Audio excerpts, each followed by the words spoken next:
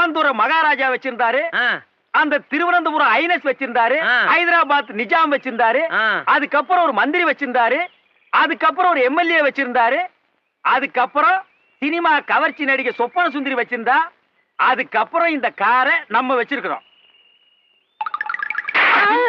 யார பார்த்து இந்த கேள்வி கேட்கிற? ஏன் அடிச்சீங்க? ஏன் அடிச்சனா? அவன் என்ன கேள்வி கேட்டான்? ஏண்டா என்ன பார்த்து ஏன்டா இந்த கேள்வி கேட்டா? சொல்றா. அது ஏன்டா என்ன பார்த்து அந்த கேள்வி கேட்ட? இத்தனை பேர் இருக்காங்களே, கேட்க கூடாதா? சொல்றா.